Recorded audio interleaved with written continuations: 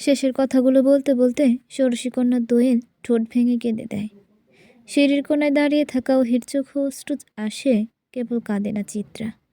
চোখ ভরে দেখে দোয়েলকে, একটা ছন্নছাড়া মানুষ পুরো পৃথিবীর বুকে কেমন মায়া ঢেলে দিয়ে গেছে। মানুষটা নাকি ভালোবাসতে জানে না। মানুষটার মতন অমন করে কতজনই বা ভালোবাসতে পারে। চিত্রা দোয়েলের মাথায় হাত বুলিয়ে স্থানান্তর স্বরে বলল, সান্ত্বনার স্বরে বলল, কাঁদিস না দোয়েল, তোর ভাইজান ফিরে আসবে। আমি তো আছি, তাই না? বল, তুই আমার উপর বিশ্বাস রাখিস না? দোয়েল টলমলে অশ্রু চোখে এবং মুখে তৃপ্তির হাসি নিয়ে বলে, আপনার উপর এখন আমার ভরসা আপা। চিত্রা কেবল মলিন হাসে। দূর হতে সিঁড়িতে দাঁড়িয়ে থাকা ওহিও ক্ষীণ স্বরে বলে, আমিও তোর উপর ভরসা করিয়াছি চিত্রা। ফিরিয়ে আনিস তাকে। অতপর সে ফোনের স্ক্রিন অন করেই খুদে বার্তা পাঠালো নওশাদের ফোনে। বিয়েটা তারিখ অনুযায়ী হবে। একটা রাতের আকাশে কতগুলো মানুষের হৃদয় উজাড় করা বিশ্বাস, পাওয়ায় আকাঙ্ক্ষা ভেসে বেড়াচ্ছে পূর্ণতা পাওয়ার অপেক্ষায়। আজ বেশ বেলা করে ঘুম ভাঙল চিত্রার। শীতের কুয়াশা মাখানো আকাশেও রৌদ্রের উত্তাপ, বোঝাই যাচ্ছে দুপুর ঘনিয়েছে। চিত্রা দ্রুত উঠল। সারা রাত মাটিতে শুয়ে থাকার ফলে পিঠ ব্যথা হয়ে গেছে। কয়েকদিন যাবৎ অতিরিক্ত ঠান্ডা লেগেছে। রাত হলে শরীর কাঁপিয়ে জ্বর আসে, বুক ব্যথা করে। এমন দিনের পর দিন মেঝেতে ঘুমালে ঠান্ডা তো লাগবেই, তাও আবার শীতকাল। মুনিয়া বেগমের জন্য একদিন অনেক রাগারাগিও করেছেন। চিত্রা কেবল এতটুকু বলেছে, আমার বাহার ভাইয়েরও আজ এমন শীতল মেঝেতে ঠাঁই হয়েছে। সে পারলে আমি কেন পারবো না? মুনিয়া বেগম মেয়েকে আর কিছু বলতে পারল না। কথাগুলোর গভীরতা যে অনেক। শরীরে এমন গা কাঁপানো জ্বর নিয়েও ঠান্ডা পানিতে গোসল করল চিত্রা। শরীর বেশ শৌখিন একটা বস্তু। এটাকে আরাম দিলে ননির পুতুল হবে, আরাম না দিলে কাঠের পুতুল। এর সাথে এত কমলতা দেখানোর কিছুই নেই। গোসল সেরে ঝটপট তৈরি হয়ে নিল সে। আজ কোর্টে হিয়ারিং আছে। বাহার ভাইয়ের কেসটা দ্রুতই কোর্টে উঠেছে, কিন্তু উকিল না পাওয়ার কারণে ঘুরে ফিরে বারবার সময় দেওয়া হচ্ছে বাহার ভাইকে, কিন্তু প্রকৃতপক্ষে কোনো লাভ হচ্ছে না। প্রমাণ সব বাহার ভাইয়ের বিপক্ষে। কেসটাকে এমনভাবে সাজানো হয়েছে যে দোষী মনে হচ্ছে তাকেই। মেয়েটিকে যে অস্ত্র দিয়ে মারা হয়েছে সেটাতেও বাহার ভাইয়ের আঙুলের ছাপ, অথচ বাহার ভাই ছুরিটা বের করার জন্য ধরেছিলেন। মেডিকেল রিপোর্টও বাহার ভাইয়ের বিপক্ষে তুমুল টাকার কাজ। যে এটা তা আর বুঝতে বাকি নেই কারো। আর কত দ্রুত কেসটা চলার পেছনেও যে বিরাট হাত আছে তাও সবাই জানে। এসব ভেবে হতাশার শ্বাস ফেলে নিচে নেমে এলো চিত্রা।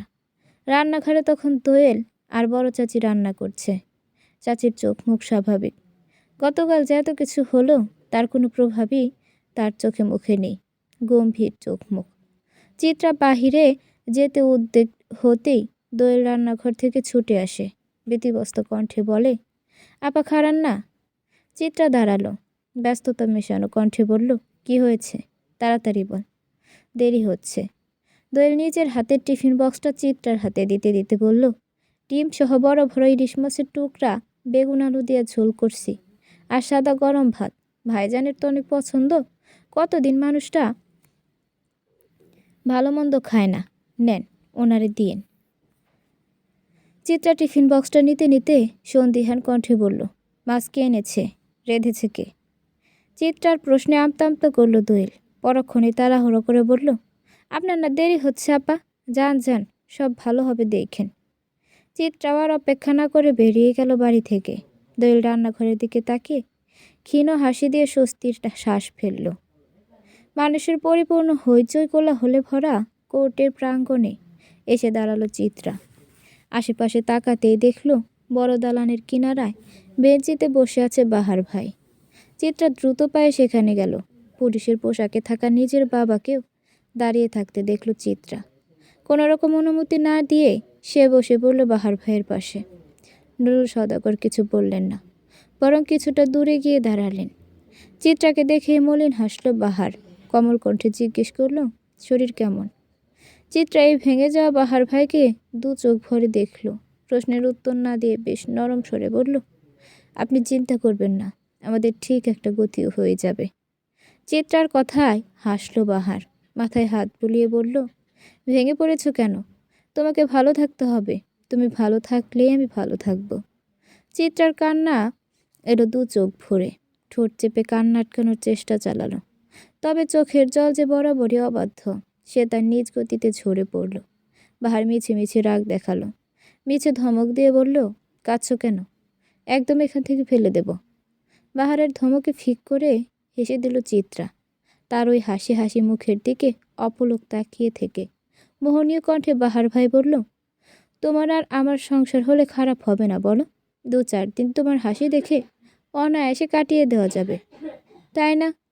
চিত্রার হাসি হাসি মুখটা কেমন চুপসে এলো, দিবস কণ্ঠে বলল, আমাদের একটা সংসার হলে আমি পৃথিবীর সকল স্বার্থপরতা ভুলে যেতাম বাহার ভাই।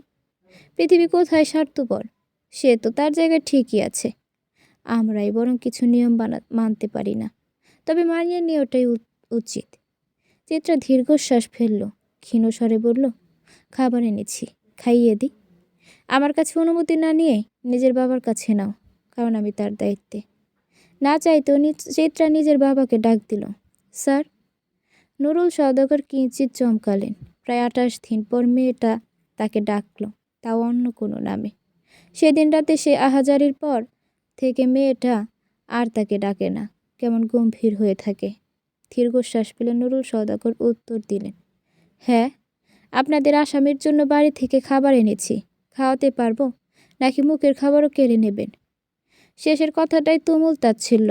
নুরুল সওদাগর তা গায়ে মাখলেন না, বরং ধীর কণ্ঠে বললেন, পারো। অনুমতি পেতে চিত্রা হাত ধুয়ে ভাত মাখালো, বেশ আয়েশ করে 1 লোকমা তুলে দিল বাহারের মুখে। বাহার ভাইয়ের চোখগুলোতে তখনও টলমল অশ্রুর ঝিলিক, তা দেখে চিত্রারও কান্না এলো, কিন্তু সে শব্দ করে কাঁদল না, নীরবে বিসর্জন দিল অশ্রুকণা।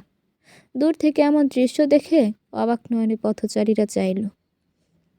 কোর্টের বাম পাশে চায়ের দোকানের সাথে দাঁড়িয়ে থাকা ওহি এবং অবনী বেগমও দেখে কাঁদলেন কিছুটা। নুরুল সওদাগর আর একটু দূরে সরে গেলেন। ছেলে মেয়েগুলোর এমন দৃশ্য কত মানুষ চোখ মেলে দেখল। অবশেষে শেষ মুহূর্তে নিজেকে দমিয়ে রাখতে পারল না চিত্রা, বাহার ভাইয়ের গলা জড়িয়ে হাও মাও করে কেঁদে উঠে বললেন, আমাদের একটা সংসার হলে খারাপ হতো না বাহার ভাই, তবুও কেন বিধাতার এমন বিধান? খুব ভালো কিছু যে হতে নেই রঙ্গনা। মানুষ দেখল দুজনের হাহাকার, কেউ কেউ চোখের জল মুছল, বিচ্ছেদে এত ব্যথা কেন? বাহিরে উতলা মন নিয়ে অপেক্ষারত চিত্রা, টান টান উত্তেজনায় হাঁসফাঁস করছে মন। কোর্টের ভেতরে যায়নি সে, কি হবে কি হবে না ভেবেই আর যাওয়া হয়নি। আজ নাকি কেসের শেষ শুনানি, এরপর হয়তো বদলে যাবে সব।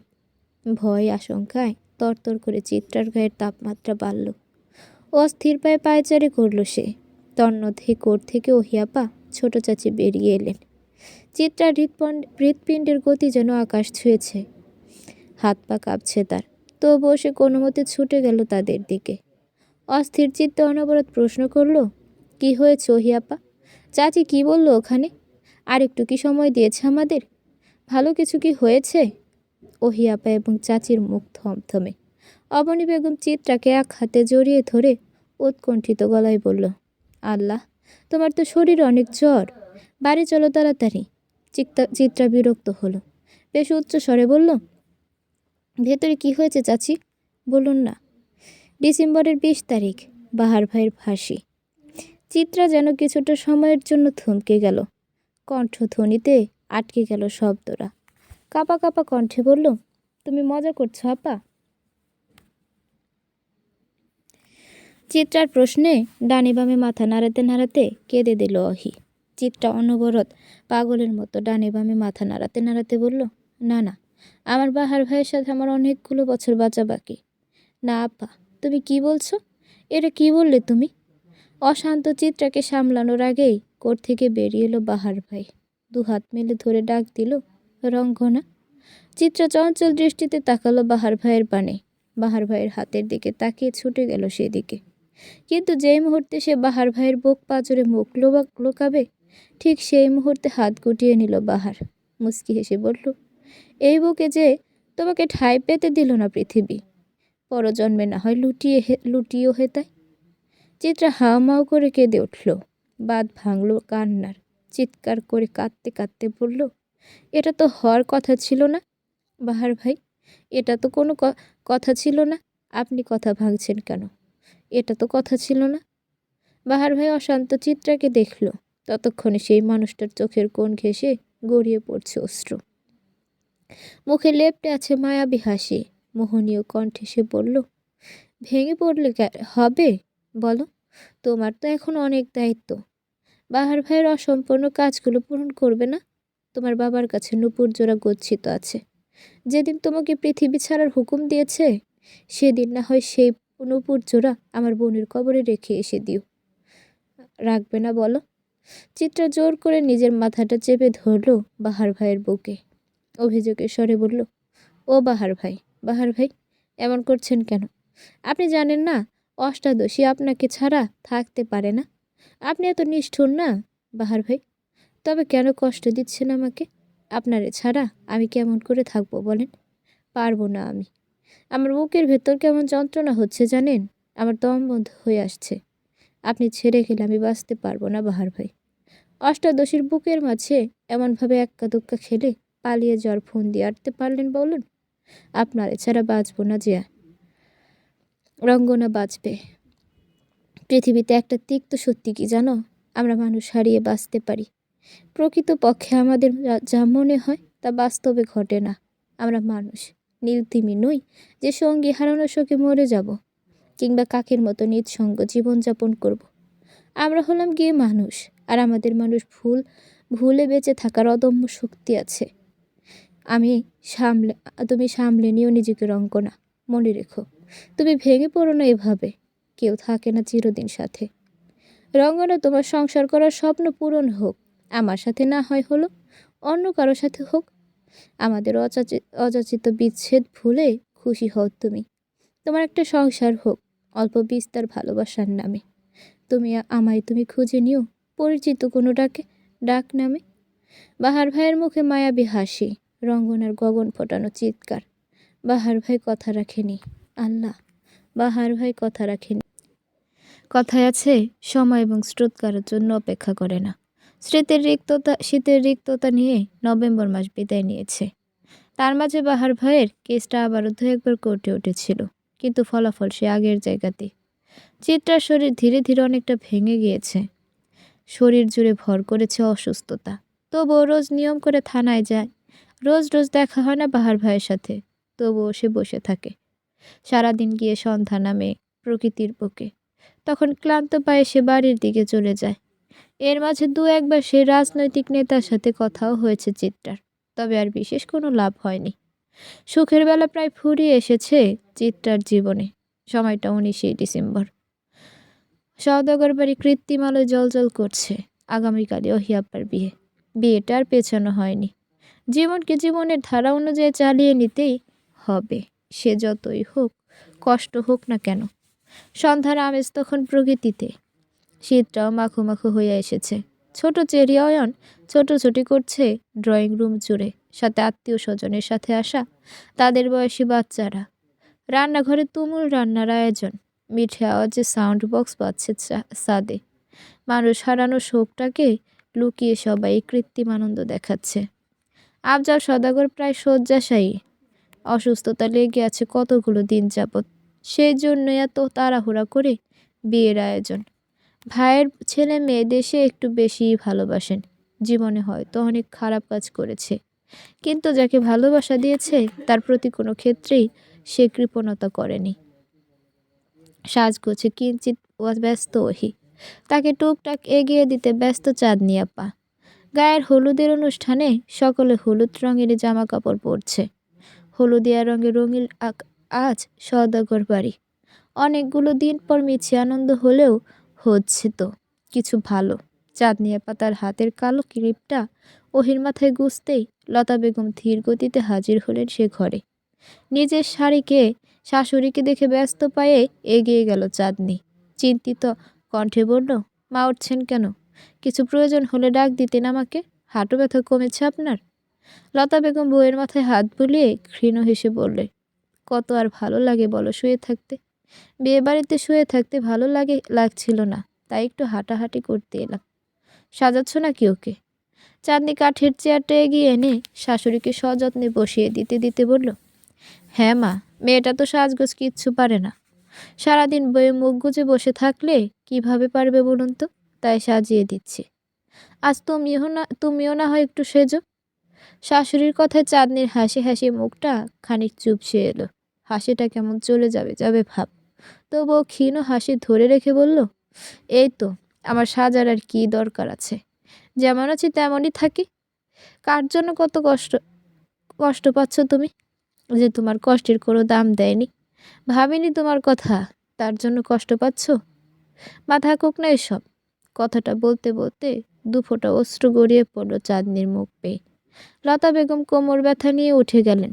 চাঁদনির মাথায় হাত বুলিয়ে বললেন, কাঁদছ কেন? কেঁদো না। কান্নার অপমান তোমার চোখে শোভা পায় না, জানো? বেশ প্রাপ্ত বয়সে আমি বিয়ে করেছিলাম। তারপর তো তোমার শ্বশুর মারা গেলেন। আমি ঘুণাক্ষরেও তার জন্য তোমার বাবাকে দায়ী করিনি। দোষ তো মানুষ মাত্রই হয়। সন্তান সামলাতে আমার কষ্ট হতো না। একাই হয়তো আমার ছেলেকে মানুষ করতে পারতাম। কিন্তু বিধবা হাতে সমাজ চলে না, চালানো যে অনেক কষ্ট।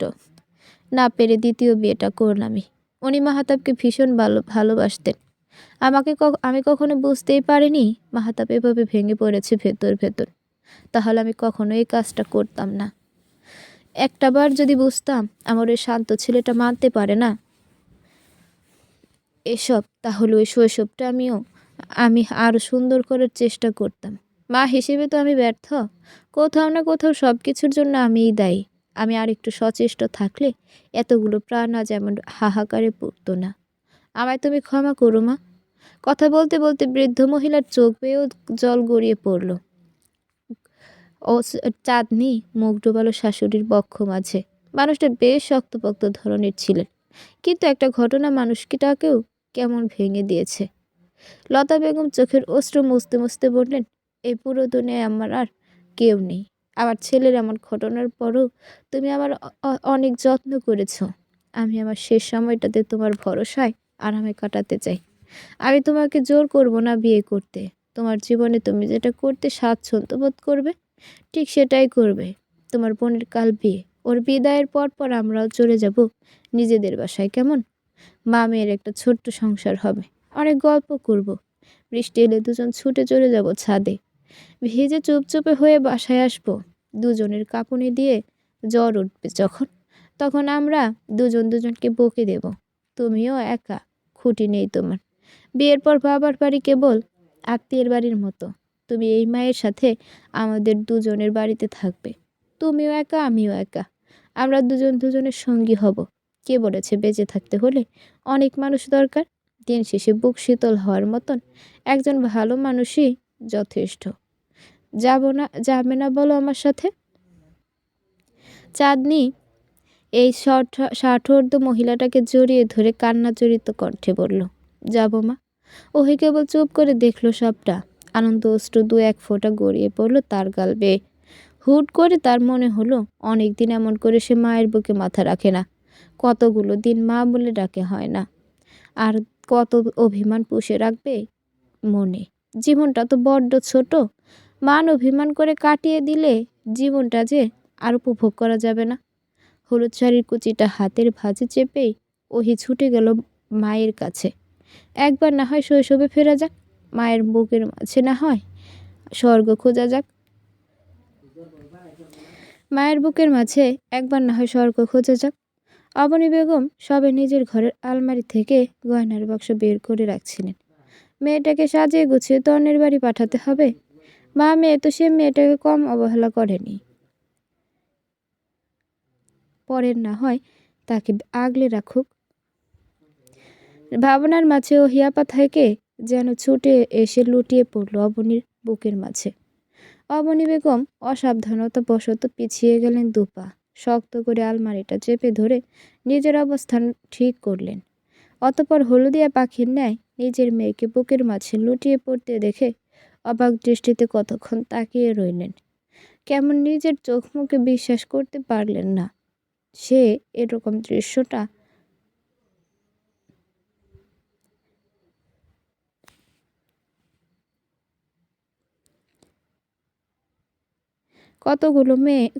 কতগুলো দিন পর মেয়েটা এমনভাবে বুকের মাঝে এসে পড়ল। ঠিক কতগুলো দিন না, কতগুলো বছর পর এমনটা হলো তা মনে নেই অবনীর বেগমের। সে কেবল ঘরে চলে গেলেন, কিন্তু যখন সে অনুভব করলো ওহি কাঁদছে, তখন উৎকণ্ঠিত হয়ে উঠলেন। আদুরে হাতে মেয়েকে আঁকড়ে ধরে উত্তেজিত কণ্ঠে বললেন, কি হয়েছে তোমার? কাঁদছো কেন ওহি? কেউ কিছু বলেছে?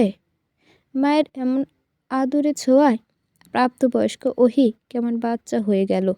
মায়ের বুকে মাথা রেখে কণ্ঠরত স্বরে বলল, তোমাদের ছেড়ে যাব ভাবলেই আমার কষ্ট লাগে আম্মু। অবনী বেগম বিস্মিত হাসলেন। ছেলে মেয়ের মাথায় হাত বুলিয়ে বললেন, তোমরা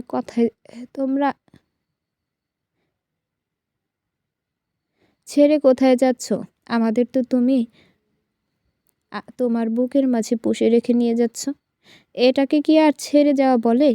ওহি মাথা নাড়ালো, কিন্তু কোনো কথা বলল না। আর অবনী বেগমও খুব গোপনে শ্বাস ফেললেন। যাক, অবশেষে কিছুটা প্রাপ্তি তার খাতাতেও এসে যোগ হলো। হলুদ শাড়িটা সাদামাটাভাবে শরীর জড়িয়ে থানার সামনে দাঁড়িয়ে আছে চিত্রা। শরীরটা আগের মতন, তত গোলমাল নেই, শুকিয়ে গেছে সব। পিঠের চুলগুলো এখন প্রায় কোমরের কাছাকাছি। এতদিন খেয়াল করেনি সে। আজ চুলে হাত দিয়ে হঠাৎ করে চুলের এই অগাধ পরিবর্তন দেখে সে অবাক হলো। নিজের প্রতি কতটা ছন্নছাড়া হলে দেহের পরিবর্তনগুলো চোখে লাগে না। নিজের কথা ভেবে একটা আফসোসের শ্বাস বেরিয়ে এলো। নিজের প্রতি নিজের খুব মায়া হলো। আহারে জীবন! বরাবরের মতনই থানার বাহিরে দাঁড়িয়ে আছে চিত্রা। অনেক কাকুতি মিনতি করার পরও তাকে ভেতরে ঢুকতে দেওয়া হয়নি।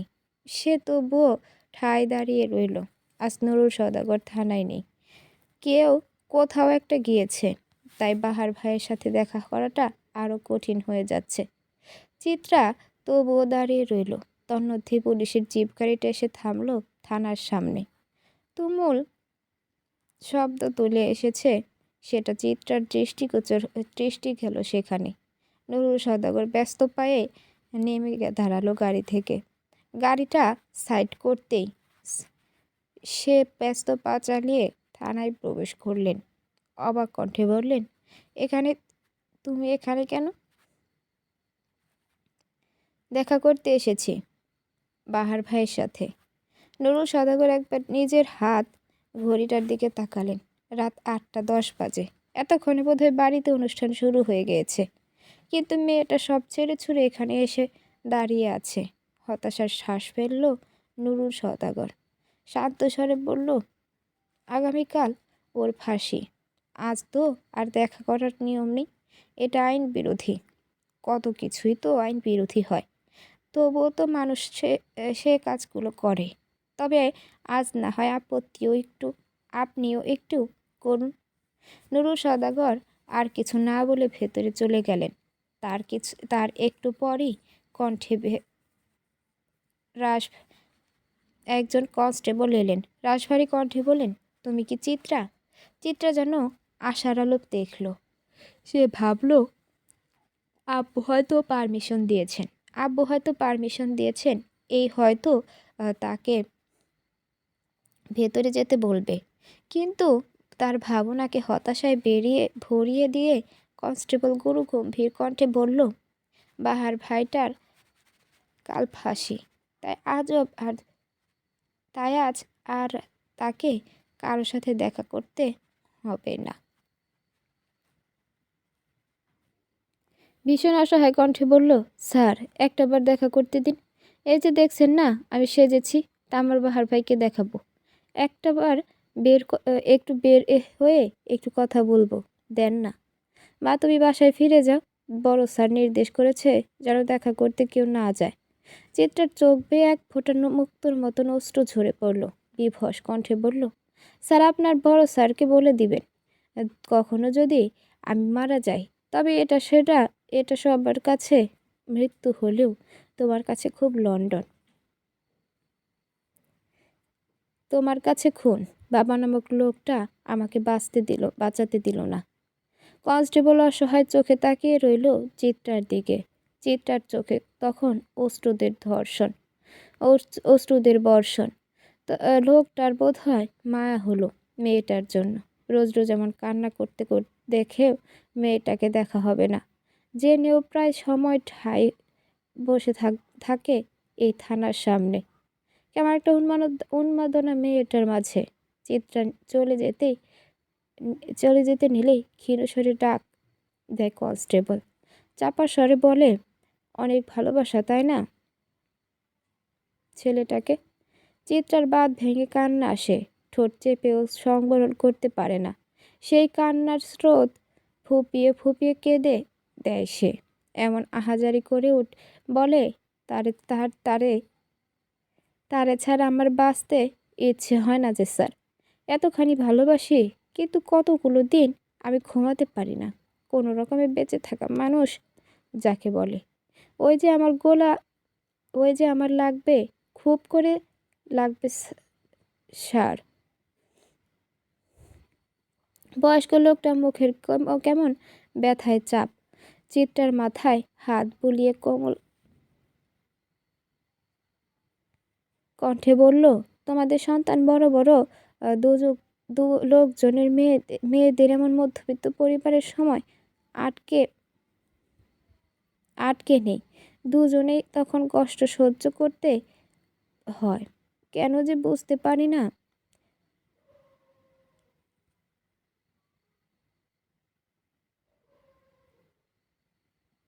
বুঝতে কি আর সবার ভালোবাসা হয় স্যার? লোকটা তাকিয়ে রইল এ অষ্টাদশী মেয়েটার দিকে, যার চোখে মুখে কেবল বেদনার হাহাকার। বড্ড মায়া হলো, কিন্তু মেয়েটার বরাবরই কিনা একটু মায়া হয় না। এত পাষণ কিভাবে হয় মানুষ? দীর্ঘশ্বাসে ভারী হলো প্রকৃতি। কোন স্বরে আত্মশ্বাস। লোকটা বলল, আর আর তো আজকের রাতটা আম্মু। এরপর তুমি চাইলেও আর তোমাদের দেখা হবে না। তখন কিভাবে থাকবে? চিত্রার কান্না হঠাৎই থেমে যায়। কেমন অদ্ভুত কণ্ঠে বলে, একসাথে থাকবো কথা দিয়েছি জি স্যার। তাহলে আলাদা হই কেমন করে? এই পৃথিবী আমাদের সুখ দেখতে পারেনি। ওই জগৎ নিশ্চয়ই এত স্বার্থপর হবে না, তাই না? বৃদ্ধ লোকটা তাকিয়ে থাকে নিষ্পলক। এই ছোট মেয়েটার বুকের মাঝে বসে থাকা আস্ত এক ভালোবাসার সাম্রাজ্য দেখে অবাক হয় সে। এই 21 শতকে এসেও কেউ এমন ভালোবাসতে পারে, তা যেন ভাবনার বাইরে ছিল। কিন্তু উপরওয়ালার ইচ্ছে হয়তো অন্য কিছু। আফসোসের শ্বাস ফেলে লোকটা বলে, তুমি বরং কাল 12টার দিকে একবার এখানে এসে ঘুরে যেও। শেষ দেখাটা না হয় দেখে যেও। যেভাবে হোক আমি তোমার সাথে তার দেখা করিয়ে দেব। আজ তাহলে যাও।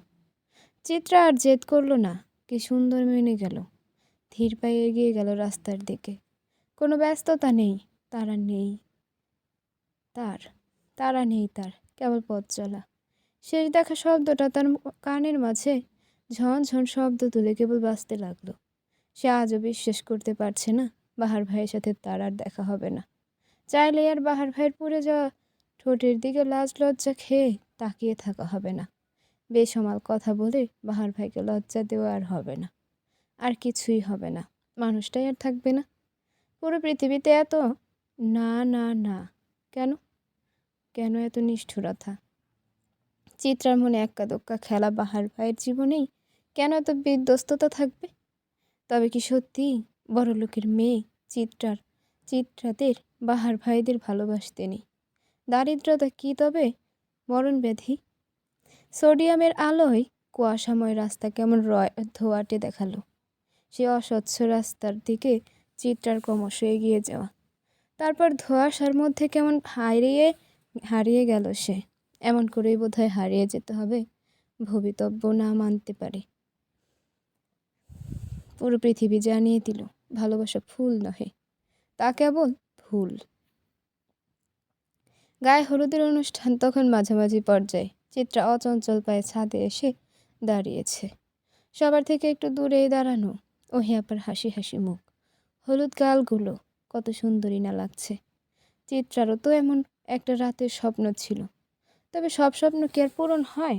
এটাও না হয় না হলো। এত ব্যস্ততার মাঝে দূরে দাঁড়ানো নির্জীব চিত্রার দিকে চোখ যায় ওহির। হাসি হাসি মুখটার হাসিটা আরও বিস্তৃতি লাভ করে। কণ্ঠ বেশ খানিকটা উঁচুতে তুলে সে ডাক দেয়, এই চিত্রা, এখানে আয়। আপাকে হলুদ হলুদ লাগাবি না? না চাওয়া সত্ত্বেও চিত্রা কৃত্রিম হাসি নিয়ে এগিয়ে যায় আপার কাছে। ওহি আবার ডান পাশটাতে বসতি চিত্রার এক আত্মীয় সম্পর্কে ফুপি হয়। সে বেশ ঠেস দিয়েই বলে, কিরে চিত্রা, তোর ভাব তো সুবিধার লাগছে না, কেমন দেবদাস ভাব। চাকা খেলি নাকি? মহিলার ঠান্ডা মাখানো কথায় হাসির ঢল নেমে গেল উপস্থিত জায়গায়। কেবল হাসল না সওদাগর বাড়ির কেউ, কেবল অসহায় চোখে তারা তাকিয়ে রইল চিত্রার দিকে। তাদের হাসিতে টাল মেলানো চিত্রা দ্বিগুণ উৎসাহ নিয়ে বলল, কেন ফুপি, ছাকা খেলে কি তুমি মলম লাগিয়ে দিতে পারবে? মহিলাও কম যায় না, ঝরঝরে কণ্ঠে সে উত্তর দিল, তুই আমাদের আদরের ভাইজি, মলম লাগাতে না পারি? শুনতে তো পারি নাকি? মলমে যদি না লাগাতে পারো তবে শুনে কী লাভ? সে তো ক্ষত আর একটু বাড়ানোর কাজই করবে। না হয় আমার ক্ষত আমারই। এবার আর মহিলার মুখে হাসিটা দেখা গেল না। সে চোখ মুখ বাঁকা করে বলল, এত বড় বড় কথা বলছিস রে? এতটুকু একটা মেয়ে তুমি বা এমন বড় কথাটা বললি কেন ফুপি? মহিলা বেশ বিরক্ত হলো চিত্রের কথায়। মুনিয়া বেগমের দিকে তাকিয়ে কর্কশ কণ্ঠে বলল, মেয়ে তো বানাওনি যে আগুন বানিয়েছ। মুনিয়া বেগম অন্য সব মায়ের মতন মুখ অন্ধকার করলেন না, বরং বেশ সুন্দর একটা হাসি দিয়ে উত্তর দিলেন, আগুন না হলে তো অন্য আগুন থেকে পুড়িয়ে দিত, তাই বানালাম আর কি। সওদাগর বাড়ির সবার ঠোঁটের কোণে তৃপ্তির হাসি দেখা গেল। নতুন উদ্যমে জমে উঠল আবার অনুষ্ঠান। চিত্রা খুব ধীরে ওহির গালে লাগিয়ে দিল একটু হলুদ। ওহি কেবল তাকিয়ে দেখল মেয়েটাকে। এই মেয়েটার দিকে তাকালে মনে হয় ওহি ঠিক মতন ভালোবাসতেই জানেনি। কই, ভালোবাসার মানুষটার এমন নির্মম পরিণতি জেনেও তো সে বিয়ের পিঁড়িতে বসেছে। আর অন্যদিকে মেয়েটা কেমন নিস্তেজ হয়ে গেছে। ওহি আপাকে তাকিয়ে থাকতে দেখে স্মিত হাসল চিত্রা। ক্ষীণ স্বরে বলল, কিছু বলবে আপা? তুই বাঁচতে পারবি তাকে ছাড়া? ওহির প্রশ্ন চমকায় না চিত্রা, কেবল অন্যমনস্ক হয়ে বলে, সেটা সময় বলবে। তুই কি জানিস আমিও বাহার ভাইকে ভালোবাসি? একটু একটু জানি বোধ হয়, তবে তোর মতো আমি এমন নিস্তেজ হতে পারলাম না কেন? তবে কি কম ভালোবেসেছি? আপার বাচ্চামো প্রশ্নে হাসল চিত্রা। আবার গালে হাত রেখে ফিসফিস করে বলল, তুমি যতটা ভালোবাসতে পেরেছ ততটা ভালো আমিও বাসতে পারিনি। বিচ্ছেদ মানুষের মাঝে দু রকমের প্রভাব ফেলে। কেউ বিচ্ছেদ সহ্য না করতে পেরে শক্ত হয়, আর কেউ মুক্তি খোঁজে মৃত্যুর মাঝে। তুমি হলে গিয়ে প্রথমজন। আর তুই তুই কি তবে দ্বিতীয়জন? ওই আপার প্রশ্নের উত্তর দিল না চিত্রা। যেমন নিজ শব্দে এসেছিল এখানে, তেমনভাবে নিজ শব্দে ছাদ থেকে নেমে গেল নিচে। নিজের ঘরে গিয়ে দৌড় দিল। হাঁটুর মাঝে মুখ ডুবিয়ে বলল, আপনার ছাড়া এই বাড়ির ছাদে যেতেও আমার দম বন্ধ হয়ে যায় বাহার ভাই। আর সে আমি কেমন করে এই বিশাল পৃথিবীতে থাকব? ডিসেম্বরের 20 তারিখ। প্রকৃতিতে ঘন হয়ে আসা মেঘের বিচরণ। ঝড় আসবে বোধহয়। শীতকালে বৃষ্টির দেখা মেলে না। তবে আজ সকাল থেকে আকাশের মন খারাপ। সকালের আকামে কেমন সন্ধ্যা সন্ধ্যা ভাব। সাদা পাঞ্জাবির পকেটে দামি ফোনটা ঢুকিয়ে হেলতে দুলতে বিরাট হোটেলটায় ঢুকে পড়ল নামি দামি সেই নেতা। আজ আরও একটা জয়ের সেলিব্রেশন করতে তার মেয়ে সঙ্গী দরকার। ভালো একটা মেয়ে এসেছে। বৃষ্টি মুখরে জয়ের উদযাপন ভীষণ ভালোভাবেই করা যাবে ভেবেই তৃপ্তির ঢেকুর তুলল সে। সচরাচর সে নিজের সাথে কয়েকজন ছেলে রাখলেও এই সময়টা একা উদযাপন করে। তাছাড়া এমন খবর লিক হয়ে গেলেও সমস্যা, তাই এই সময়টাই সে একা থাকে। চিরপরিচিত বিশাল রুমটাতে প্রবেশ করতেই অবাকে হা হয়ে যায় নেতা সাহেব। কুটকুটে আধারের মাঝে কেমন মোমবাতি জ্বালানো, একদম মোহনীয় পরিবেশ। আনন্দে আত্মহারা হয়ে যায় সুঠামদেহী লোকটা। এত বিশেষ আয়োজনে কখনো নারী ভোজ করা হয় না, তবে আজ এমন বিশেষত্ব দেখে তার চোখ ধাঁধিয়ে আসে। সাদা বিছানার উপর সাদা শাড়ি পরা ঘোমটা দেওয়া রমণীকে দেখে তার তৃপ্তির হাসি ছড়িয়ে গেল ঠোঁটে। ঘোর ঘোর দৃষ্টিতে সে এগিয়ে গেল রমণীর দিকে। নিঃশব্দ কণ্ঠে বলল, বাহ, নতুন বউয়ের সাজে কখনো মাদের বসে থাকতে দেখিনি। তোমার শরীর আমাকে বড্ড টানছে। তোমার মুখটা দেখি। রমণী এমন বাজে সম্বন্ধের পরেও খিলখিল করে হেসে উঠল। সারা ঘরে যেন মুক্ত ঝরল সেই হাসির শব্দে। নেতা সাহেব মুগ্ধ দৃষ্টি নিয়ে তাকিয়ে রইল। রমণী খাট থেকে নেমে গিয়ে টেবিলের ওপর থাকা দুধের গ্লাস এনে নেতা সাহেবের ঠোঁটের সামনে ছুঁয়ে দিল। ঘড়ির মাঝে থাকা নেতা সাহেব রমণীর কোমর জড়িয়ে খেয়ে নিল সে দুধটুকু। তৃপ্তিতে তৃপ্তিতে ভরে উঠল তার চারপাশ। আরও একবার সুখের সাগরে ভেসে যাওয়ার প্রস্তুতিতে মত্ত হয়ে গেল সে। কমিউনিটি সেন্টারে মানুষের তুমুল ভিড়। কোণে কখন আসবে সে উন্মাদনায় মুখিয়ে আছে সবাই। সবার টান টান উত্তেজনার সমাপ্তি ঘটিয়ে অবশেষে হাজির হয় ওহি। তাকে নওশাদ হাত ধরে গাড়ি থেকে নামায়। চিন্তিত কণ্ঠে বলে, পাক্কা 1.5 ঘন্টা লেট। এতক্ষণ কোথায় ছিলেন? ওহি শরীরের শাড়ি ঠিক করতে করতে বলল, পার্লার থেকে তো সে কখন বেরিয়েছি, কিন্তু এত জ্যাম ছিল যে আস্তে আস্তে এতটা সময় লেগে গেল। নওশাদকে কথাটা বলেই চাঁদনি আপার দিকে তাকালো ওহি। ব্যস্ত কণ্ঠে বলল, আপা, পরনের শাড়িটা ব্যাগে ঠিক করে রেখো তো। চাঁদনি মাথা দুলিয়ে গাড়ির কাছে চলে আসে। ওহি ততক্ষণে স্টেজের দিকে চলে গিয়েছে। চাঁদনি শাড়ির ব্যাগটা ধরে টান দিতেই শপিং ব্যাগটা ছিঁড়ে শাড়িটা নিচে পড়ে গেল। কপাল কুঁচকে শাড়িটা উঠাতেই অল্প কিছু লাল রঙের দাগ দেখে বিরক্ত হয় সে। মেয়েটাই এত অযত্ন কেমনি করে? সাদা শাড়িটার মাঝে কেমন পিঠ খুঁটে লাল দাগ ফেলে দিয়েছে। দুপুর প্রায় 1টার কাছাকাছি কোনো রকমের হাঁপিয়ে ওঠা শরীরটা নিয়ে থানার সামনে দাঁড়ালো চিত্রা। বুকের মাঝে ভয়, বাহার ভাইকে কি নিয়ে চলে গেল? থানার কাছটাতে এসে দাঁড়ালো চিত্রা। বাহার ভাইকে গাড়িতে তুলে ফেলেছে। গাড়িটা কেবলই ছাড়তো। চিত্রা কোনো মতে গাড়িটার সামনে দাঁড়াতেই গতকাল রাতের কনস্টেবলটা গাড়ি থেকে নেমে দাঁড়ালো। ব্যতিব্যস্ত কণ্ঠে বলল, এত দেরি করে এসেছো? কতক্ষণ যাবৎ তাল বাহানা করে গাড়িটা আটকে রেখেছি জানো? দাঁড়াও, বড় স্যারকে জিজ্ঞেস করে আসি এখন আর তাকে গাড়ি থেকে নামতে দেওয়া যাবে কিনা। চিত্রা মাথা নাড়াতেই লোকটা নুরুল সর্দারকারের কাছে গেলেন। কি যেন বললেন কতক্ষণ। অনেকটা সময় বাকবিতণ্ডার পর লোকটা আবার ব্যতিব্যস্ত পায়ে গাড়ির ভেতরে গিয়ে বাহার ভাইকে বের করলেন। চিত্রা হৃৎপিণ্ড হুট করে যেন থেমে গেল। মানুষটার মুখে কেমন মায়াবী হাসি। চিত্রাও আজ কাঁদল না। হাসি মুখে এগিয়ে গেল মানুষটার দিকে। উৎফুল্ল কণ্ঠে বলল, কেমন লাগছে বলুন আমাকে। বাহার আপাদমস্তক দেখল চিত্রাকে। তারপর মিষ্টি হেসে বলল, একদম মেঘের মতন। চিত্রা খিলখিল করে হাসল, ঠাট্টা করে বলল, আকাশে যাব তো তাই মেঘ হয়েছে। আকাশ তোমার জন্য নয় মেয়ে, ছোট্ট জীবনে অনেক পাওয়া বাকি তোমার। যেখানে আপনাকে আর পাওয়া হলো না সেখানে অনেক পাওয়া আমার কাছে অনর্থক। 2-1টা না পাওয়া থাকতে হয় জীবনে। আপনাকে পেয়ে গেলে আমার না পাওয়ার মুক্তি হতো। বাহার ভাই আর কোনো উত্তর দিল না। কতক্ষণ তাকিয়ে রইল চিত্রার দিকে। হাসি হাসি মুখটা নিয়ে বলল, ভাবতেই খুব অবাক লাগে মেয়ে, আমাদের আর কখনো দেখা হবে না। আর এর জন্য কোনো আফসোস নেই। আমার আফসোস কেবল তুমি ভালোবেসে কি কষ্ট নাই পেলে। এতটুকু কথাই হয়তো যথেষ্ট ছিল চিত্রার মুখের হাসি কেড়ে নিতে। ছোট চিত্রা যে অনেক চেয়েও পারল না কান্না আটকাতে। বাহার ভাইয়ের টান হাতটা শক্ত করে জড়িয়ে ধরে হাউমাউ করে কেঁদে উঠল। চিৎকার দিয়ে বলল, আমার বুকের মাঝে ক্ষত করে পালাচ্ছেন বাহার ভাই। এজন্যই বোধহয় বলেছিলেন আপনাকে জ্বালালে আমি নিজেও চলে যাব। তাই না? এই পৃথিবী অনেক নিষ্ঠুর জানেন তো বাহার ভাই। আপনার জন্য আমি চিরজীবন শোক পালন করে মরার মতন বেঁচে থাকতে পারবো না। বুকের ভেতর আস্ত একটা বাহার ভাই পুষে রাখা আমি বাহারবিহীন বাঁচতে পারবো না। আমি কেন এমন পর করে দিলেন? রঙ্গনের চোখের পানি মুছে দিল বাহার ভাই। খুব যত্নে আদরে হাতে মাথায় হাত বুলিয়ে বলল, কে বলেছে পর করে দিয়েছি?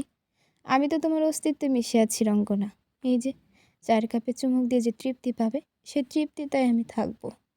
তোমার ছাদের ফুল গাছগুলোতে হাসি হাসি ফুলের মায়ায় আমি থাকবো।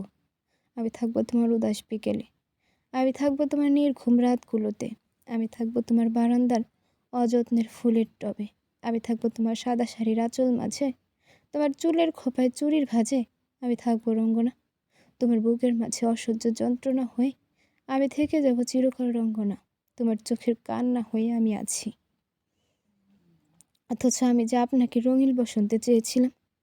বসন্তেই তো আছি রঙ্গনা, চৈত্র মাসের মতন, কিছুটা শুষ্ক, ফেটে যাওয়া মাটির খরার মতন হয়ে। তোমার যতবার মনে হবে আমি নেই, ততবার তোমার মস্তিষ্কে আমি আছি। কাঁদছো কেন রঙ্গনা? সবাই যে চিরদিন থাকে না, বাহার ভাই যে সবার মাঝে পড়ে না। ও বাহার ভাই, আমার অনেক ব্যথা হচ্ছে বুকে, থেকে যান না প্লিজ, থেকে যান। আপনাকে আমি খুব গোপনে রেখে দেব, পৃথিবীর বুক থেকে আড়াল করে রেখে দেব আমি। থাকুক না বাহার ভাই, থাকুন না বাহার ভাই।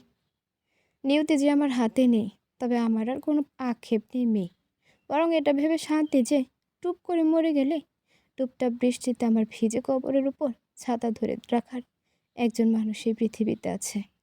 আমার কবর যত্নে রাখার মানুষ আমি রেখে যাচ্ছি এখানে। পৃথিবীর প্রতি এই কৃতজ্ঞতা আমার থেকে যাবে। শোনো, মেঘের বেশে থাকা রঙ্গনা কাচের ফাটল মানায়, তোমার না। চিত্রা যখন আর একটু জড়িয়ে ধরবে বাহার ভাইকে, ঠিক সেই মুহূর্তে সশব্দে গাড়ির ইঞ্জিন চালু হলো। নিষ্ঠুরভাবে বেজে উঠল বিদায়ের ঘণ্টা। চিত্রার হাত থেকে টানতে টানতে নিয়ে গেল বাহার ভাইকে। আর দেখা হবে না।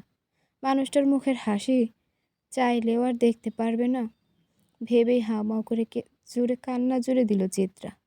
গগন ফাটানো চিৎকার, সাথে প্রলাপ বকে বলেছে, আব্বু, আমার কবরখানা বাহার ভাইয়ের কবরের পাশে করবেন। আপনার কাছে আমার শেষ আবদার আব্বু, আমায় আপনি বাহার ভাইয়ের পাশে ঠাঁই দিন। বাহার ভাই গাড়ির মাঝেই সুর তুললেন। দৃষ্টি তার রঙ্গনাতে আবদ্ধ। হুট করে শীতের আকাশে ঝুম বৃষ্টি, সেই বৃষ্টিতে ভিজে একাকার রঙ্গনা। সে রঙ্গনার বাণী নির্বিশেষে তাকিয়ে থাকে বাহার ভাই গাইলেন, দূর আকাশে চাঁদের পাশে ঝলমল করে তারা, আমার কেউ নাই রে বন্ধু, কেবল তুমি ছাড়া। বিয়ের বাড়িতে খুশির আমেজ, বৃষ্টি মুখর আবহাওয়ায় অনুষ্ঠানে কেমন মাখো মাখো ভাব। ওহির হাতে কলম, বুক কাঁপছে তার। যেখানে একটা জীবন শেষ আজ, সেখানে আরেকটা জীবনের নতুন পথ চলা শুরু। ওহি চোখ বন্ধ করল, চোখের পাতায় ভেসে উঠল ছন্ন ছাড়া বাহার ভাইয়ের মায়া ভরা মুখের আদল। কখনো তার খিলখিল হাসিতে পরিপূর্ণ থাকা মুখ, কখনো তার সিগারেটে পুড়ে যাওয়া ব্যথাগুলো জল জল করে উঠল ওহির হৃদয় জুড়ে। ওই তপ্ত শ্বাস ফেলল, চোখ বেয়ে গড়িয়ে পড়ল অশ্রুকণা। মন বলে উঠল, আজ শেষ মুহূর্তে আমি আবার শুরুর কথাটা বলছি। শেষবারের মতন ভালোবাসি, এ সূর্য চাঁদের সত্যিটার মতন আমি আপনারে ভালোবাসি। শেষ বেলায় এসে আমি আপনারে ভালোবাসি বাহার ভাই। আপনার প্রতি আমার যে ভালোবাসা, তা আমি বোধহয় ভুলে গিয়ে কাউকে ভালোবাসতে পারবো না। থাকুন না আপনি খুব গোপনে। আফসোসের দীর্ঘশ্বাসের ভার সামলে সাইন করে ফেলল সে। অবশেষে বাহার ভাইকে হৃদয়ে পুষে আরেকজনের জীবনে পদার্পণ করেই ফেলল। এটাই যে ভীষণ ভাসতে ভাসতে যেতে হয় ভাসানপুর, এটাই যে জীবন। পুরো বাড়িতে অবনীর বেগম একা, সবাই এখনো বিয়ের অনুষ্ঠানে। সে বাড়িতে এসেছে চিত্রার জন্য।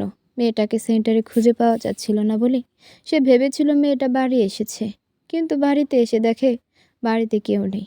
অগোছালো বাড়িটাকে তাই গুছিয়ে নিচ্ছে। মেয়ে জামাইকে আজ এ বাড়িতেই রাখা হবে আফজাল সওদাগরের আবদারে। ফুলদানিটা গুছাতে গুছাতে বাড়ির কলিং বেলটা সশব্দে বেজে উঠল।